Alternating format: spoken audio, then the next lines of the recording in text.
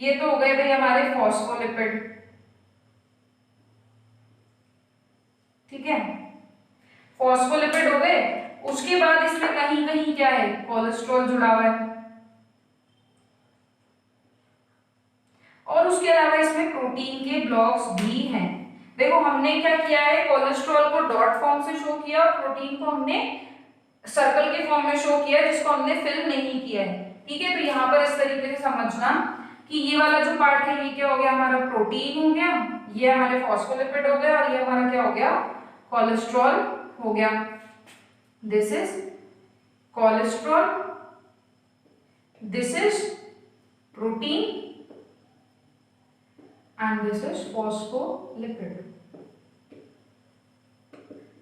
ठीक है। अब इसको ऊपर से देखें तो ये एक आर्ट फॉर्म दिखता है, जैसे आप लोग ड्राइंग्स बनाते हैं तो उसमें अच्छे अच्छे से कलर करते हैं, हाईलाइट करते हैं, फिर उसके बाद हम कोई भी डिटेलिंग ऐड करनी होती है हमें तो हम उसको अलग कलर से शो करते हैं, लेबलिंग अलग अलग कलर से करते हैं। तो वो क्या करते हैं, हम एक आर्ट पीस बनाते हैं। सेम अगर हम उसको ऊपर से देखें तो ये कैसा दिखता है, एक आर्ट फॉर्म में दिखता है, ठीक है। तो आर्ट फॉर्म में दिखता है। मोज़ेक पैटर्न अगर आप समझे तो मोज़ेक पैटर्न क्या होता है, अलग अलग कलर्स को कॉन्स्टिट्यूएंट करते हैं एक पार्ट में और वो एक आर्ट फॉर्मेशन करता है। तो ये किस फॉर्म में हो गया, मोज़ेक फॉर्म में हो गया, ठीक है, मोज़ेक फॉर्म में हो गया। तो ये क्या हो गया भाई, एक मोज़ेक मॉडल। अब इस मॉडल को पूरा नाम, इस मॉडल का पूरा नाम क्या है, फ्लूइड मोज़ेक मॉडल। अब आप पूछोगे कि मैम ये फ्लूइड कहाँ से आया, फ्लूइड क्या आया, क्यों आया, क्योंकि यहाँ पर कौन रोक रहा है, एंट्री को कोलेस्ट्रॉल रोक रहा है। तो क्या होगा, ये जो है मैंने अभी आपको बोला था, यहाँ पर जो हमारे प्रोटीन्स जो है वो फ्लूइड होते हैं। क्यों होते हैं कि भाई अपनी पोजीशन अपेरेंटली चेंज नहीं करेगा कि यहाँ से उठ के यहाँ आ गया, ये यहाँ से उठ के यहाँ आ गया, ऐसा कुछ नहीं, बट क्या करेगा, अपने डायरेक्शंस को थोड़ा बहुत चेंज कर सकता है इस तरीके से।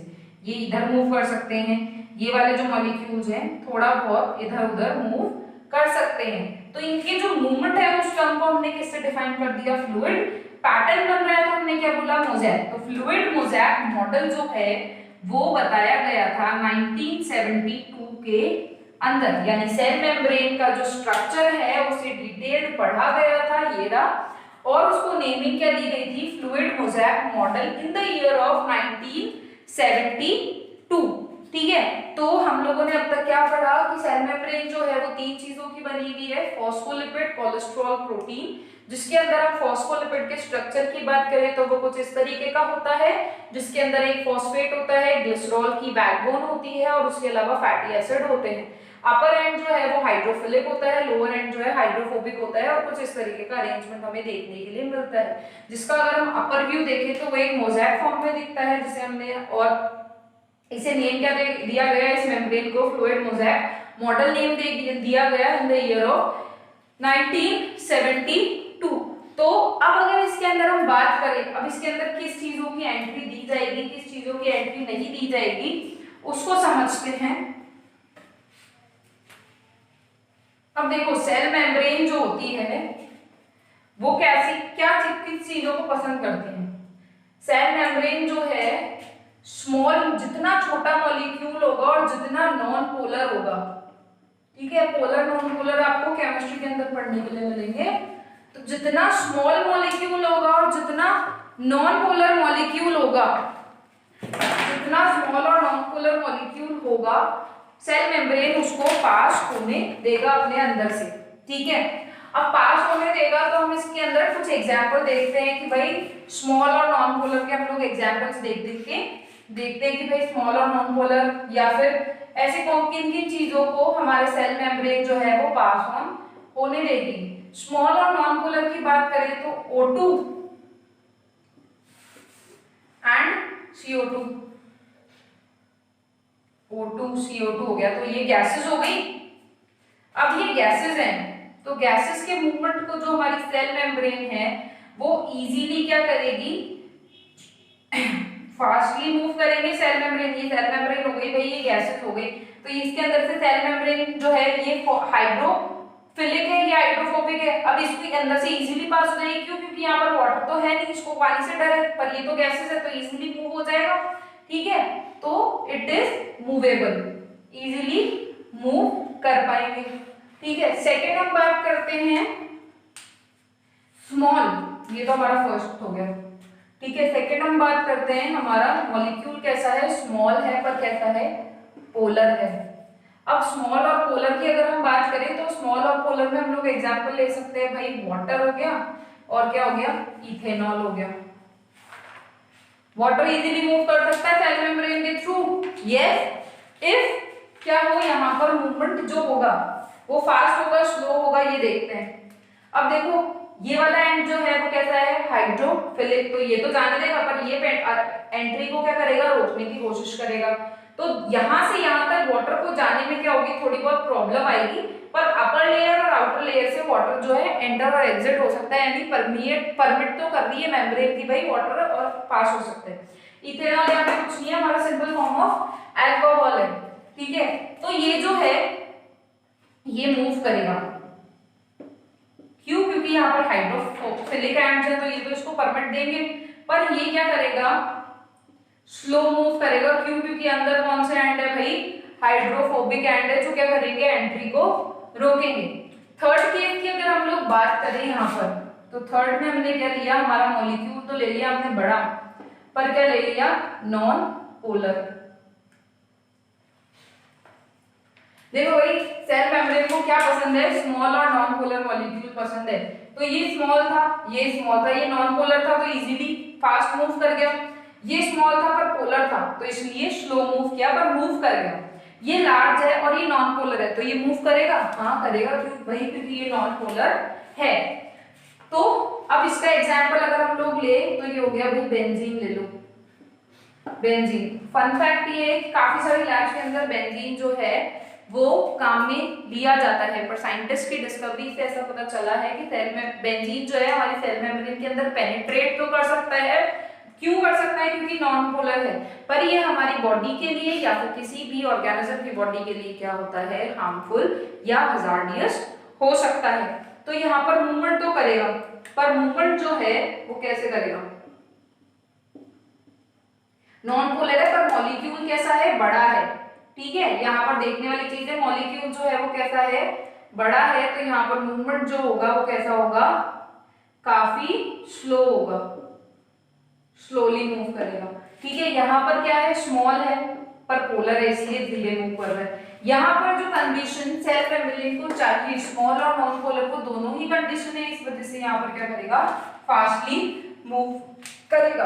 अगर मैं फोर्थ केस लूं, यहाँ पर मेरा मॉलिक्यूल कैसा है, लार्ज है और कैसा है, पोलर है, तो दोनों ही कंडीशन क्या कर रही है, इसको नेग्लेक्ट कर रही है। तो यहाँ पर लार्ज और पोलर मॉलिक्यूल की अगर मैं बात करूं तो लार्ज और पोलर मॉलिक्यूल जो है वो हो गया हमारे भाई शुगर्स।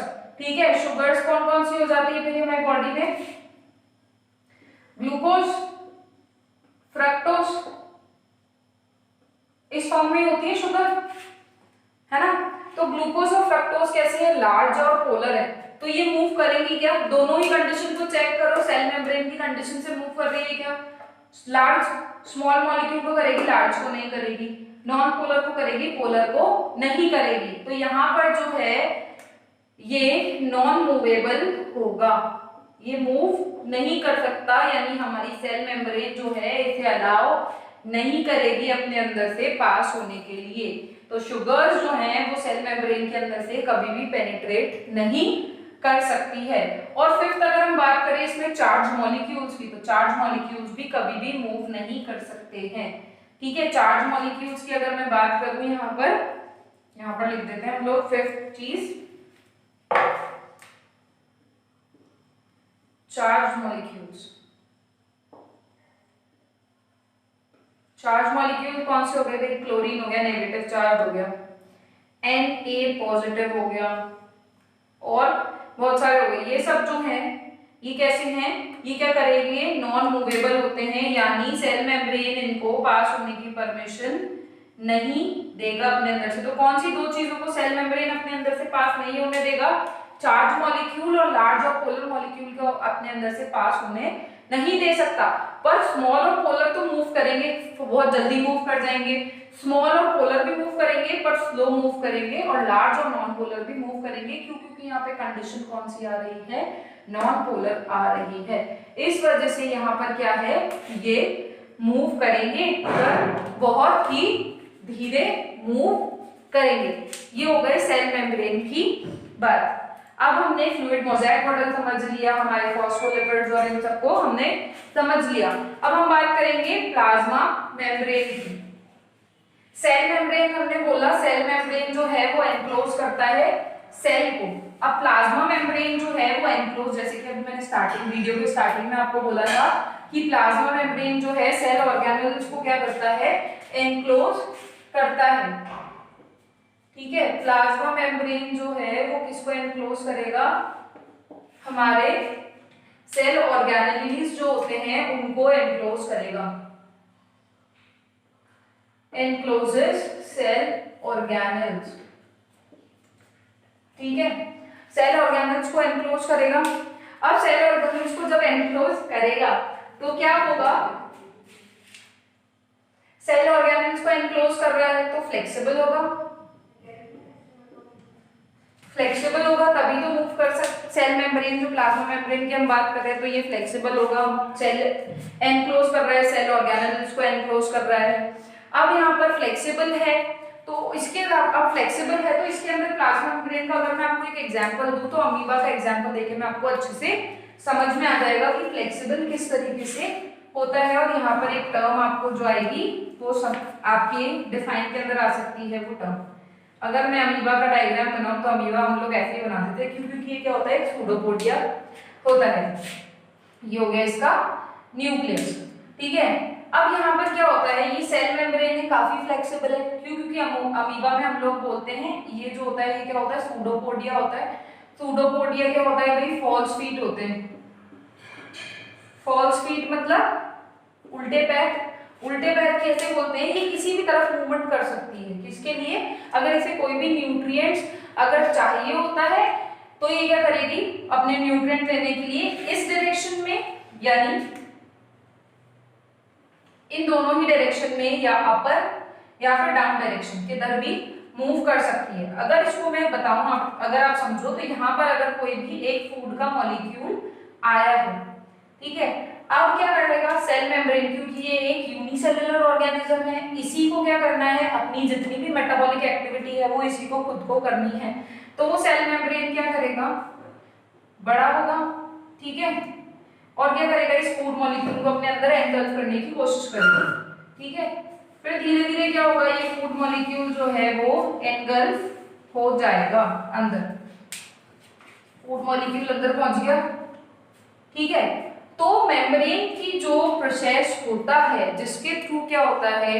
कोई भी फूड मॉलिक्यूल या फिर न्यूट्रिएंट का मॉलिक्यूल सेल मेम्ब्रेन खुद एनगल्फ कर लेती है, ये प्रोसेस कहलाता है endocytosis.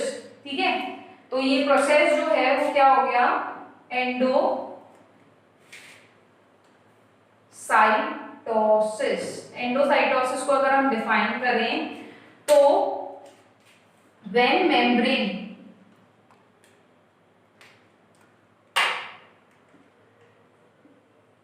when membrane engulf food or nutrient material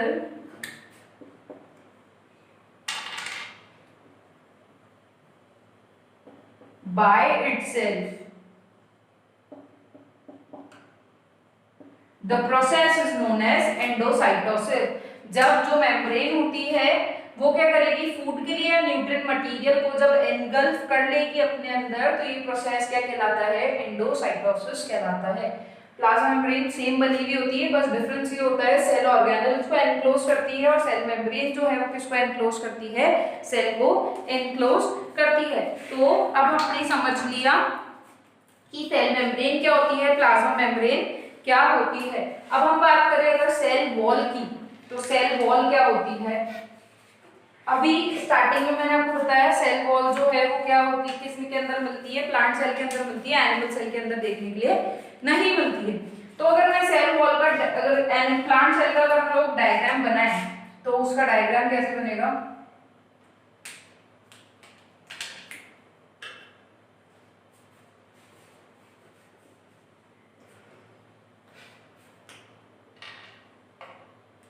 ये हो गया हमारा एनिमल सेल। इसको मैंने हेक्सागोनल क्यों बनाया है? क्योंकि ये इसके बाहर जो होती है वो क्या होती है? सेल वॉल होती है, ठीक है, जो क्या प्रोवाइड करती है इसको? टफनेस प्रोवाइड करती है। ये हो गया वैक्यूल और ये हो गया हमारा न्यूक्लियस। प्लांट सेल के अंदर जो न्यूक्लियस होता है वो पेरिफेरी में होता है, ठीक है, और वैक्यूल जो होते हैं वो काफी बड़े होते हैं। इसी वजह से क्या होता है, हमारा जो न्यूक्लियस होता है वो पेरिफेरी में होता है। ये हो गई इसकी सेल मेम्ब्रेन और ये क्या हो गई इसकी सेल की वॉल, ठीक है। ये हो गई सेल वॉल, ये हो गई सेल मेम्ब्रेन, ये हो गया वैक्यूल। न्यूक्लियस के अलावा दूसरे सेल ऑर्गेनेल्स जो होंगे वो यहाँ पर प्रेजेंट होंगे, ठीक है। वो हो सकता है ईआर हो सकती है, वैक्यूल हो सकते हैं छोटे छोटे, माइटोकॉन्ड्रिया हो सकता है, ठीक है, बहुत सारे सेल ऑर्गेनेल्स हो सकते हैं। तो हम यहाँ पर डिस्कस करेंगे सेल वॉल को। अब सेल वॉल को अगर मैं सिर्फ इस स्ट्रक्चर को अगर मैं बनाऊं,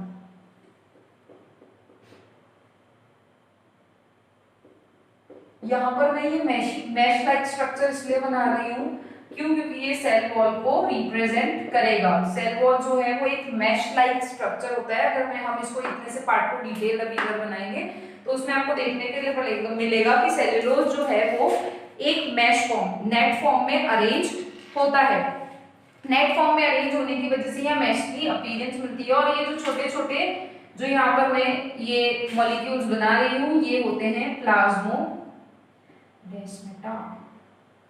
अब ये प्लाज्मोडेस्माटा क्या होता है, ये टर्म भी बहुत भारी सी लग रही है, इसको हम अभी समझेंगे।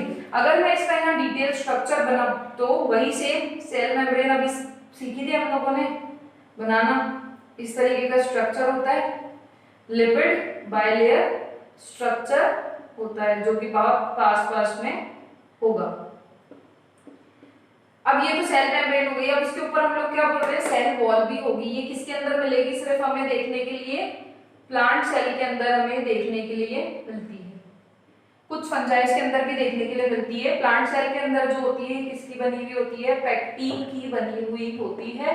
और फंजाइस के अंदर अगर आप पढ़ोगे तो ये किसकी बनी हुई होती है? काइटिन की बनी हुई होती है। अलग अलग ऑर्गेनिजम्स के अंदर सेल वॉल जो है अलग अलग मॉलिक्यूल्स की बनी हुई होती है। तो प्लांट सेल की बात करें तो किसकी बनी हुई होती है? पेक्टिन की बनी हुई होती है, ठीक है।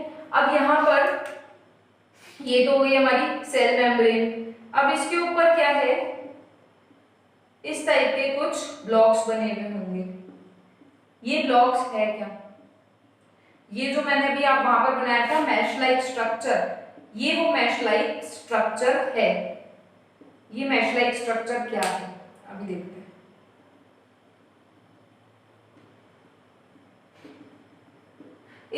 इसको हम लोगों ने यहाँ बनाया। अगर हम इसको डिटेल्ड यहाँ पर देखें तो वो इस तरीके से हमें देखने के लिए मिलेगा।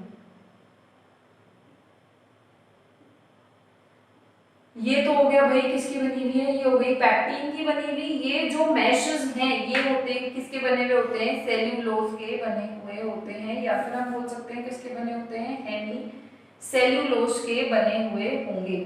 और ये हो गई हमारी सेल मेम्ब्रेन, जिसको अगर हम रिवाइज करें यहाँ पर तो किसकी बनी होती है? फॉस्फोलिपिड, कोलेस्ट्रॉल एंड प्रोटीन की बनी हुई होती है, ठीक है। अब यहाँ पर काम हम लोग देख रहे हैं सेल वॉल, यानी हम अपर वाला पार्ट की बात करेंगे, ठीक है। तो किसका बना हो गया? पेक्टिन का।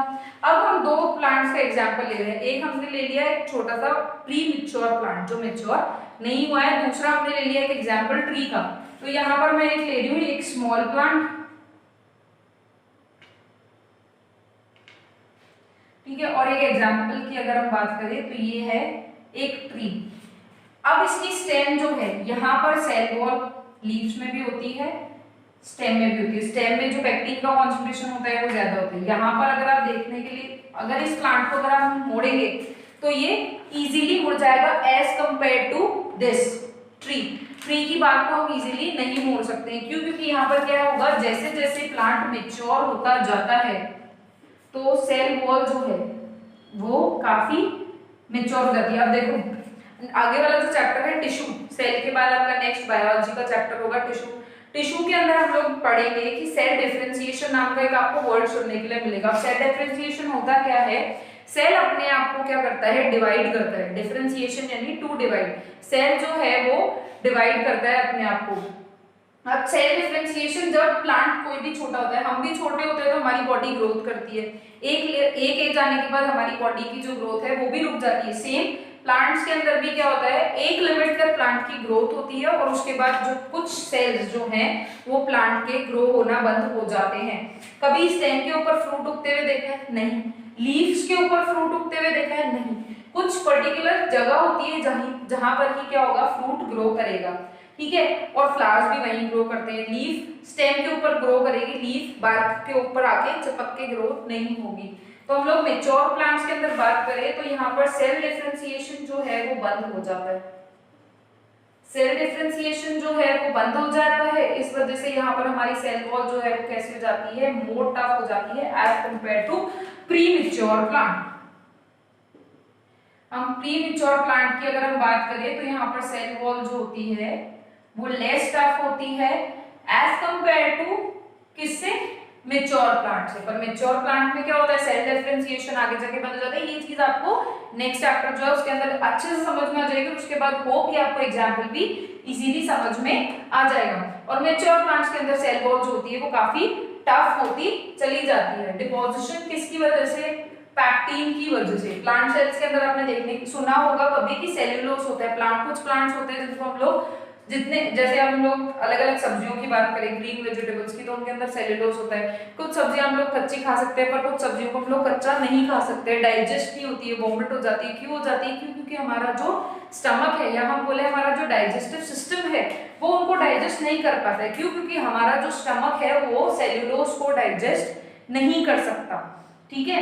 इस वजह से क्या होता है, जो अनडाइजेस्टेबल चीजें होती है वो in the form of vomit हमारे पेट से बाहर आ जाती है। इस वजह से यहाँ पर अगर हम देखें तो सेल्यूलोज या हेमीसेल्यूलोज होता है, उसके ऊपर प्रोटीन होता है। तो ये मैश लाइक स्ट्रक्चर जो बना था वो आपको समझ में आया, किसका बना होता है, सेल्यूलोज, हेमीसेल्यूलोज एंड पैक्टीन का बना हुआ होता है। जो क्या करता है, अब देखो यहाँ पर काफी सारा स्पेस है, ये जो स्पेस है इसके थ्रू क्या होता है, जो भी मॉलिक्यूल्स है वो इजीली मूव कर सकते हैं थ्रू टू सेल मेम्ब्रेन। किसके थ्रू मूव कर गए, ये वाला पार्ट जो है हमारा क्या हो गया, सेल वॉल हो गया।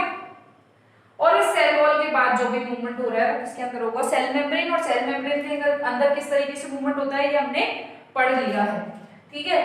अब ये टर्म जो थी भाई प्लाज्मोडेस्माटा, इतनी भारी टर्म प्लाज्मोडेस्माटा, ये क्या है। अब देखो एक सेल से दूसरे सेल तक के अंदर की बात करें,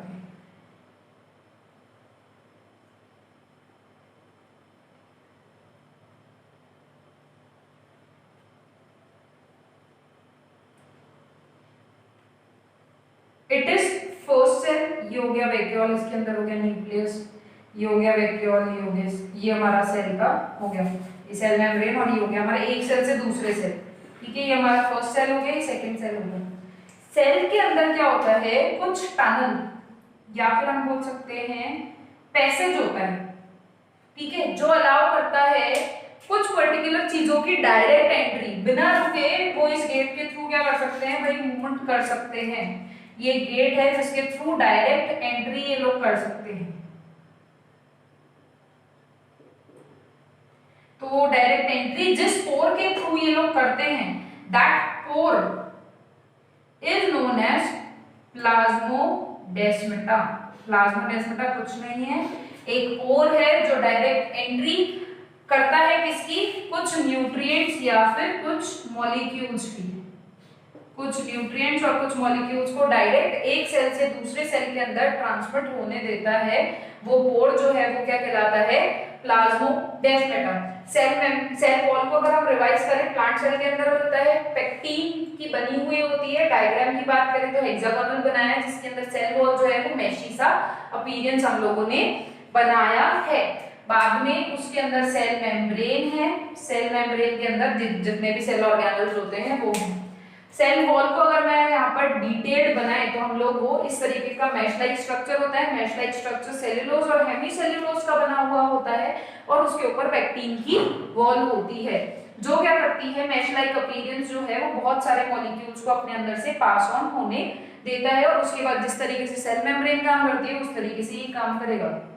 हमने दो चीजों का एग्जाम्पल लिया, एक हमने प्लांट का एग्जाम्पल लिया और एक हमने ट्री का एग्जाम्पल लिया। दोनों के अंदर अगर हम सेल वॉल की बात करें तो इसके अंदर सेल जो वॉल है वो काफी फ्लेक्सिबल होगी और इसके अंदर फ्लेक्सिबल नहीं होगी। क्यों? क्योंकि ये मैच्योर हो चुका है, सेल डिफरेंशिएशन बंद हो चुका है, इस वजह से सेल वॉल जो है वो काफी टफ हो चुकी है, पर यहाँ पर सेल वॉल जो है वो टफ नहीं है।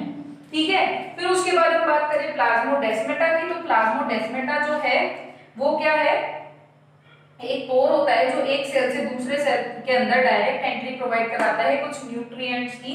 जो पोर जो होता है वो कहलाता है प्लाज्मोडेस्माटा। और सेल वॉल का सिर्फ और सिर्फ फंक्शन क्या होता है, रिजिड बनाने का सेल को या टफ बनाने का। ठीक है, क्यों? क्योंकि हम हमारी बॉडी की केयर कर सकते हैं, ठीक है, और दूसरे पैथोजेंस के थ्रू हम हमारे बॉडी को बचा सकते हैं। पर प्लांट्स जो है वो क्या कर सकते हैं, अपने आप को नहीं बचा सकते, इस वजह से सेल वॉल जो होती है वो उनको टफनेस प्रोवाइड करती है, रिजिडिटी प्रोवाइड करती है। सिर्फ सेल वॉल का काम क्या होता है, टफनेस एंड रिजिडिटी प्रोवाइड करने का, और ये डिटेल स्ट्रक्चर है। तो अब तक हमने पढ़ लिया cell membrane, plasma membrane and cell wall. तो इस लेक्चर के अंदर तीन चीजें इंक्लूड थी, cell membrane, cell wall and plasma membrane. Hope you like the video. Thank you.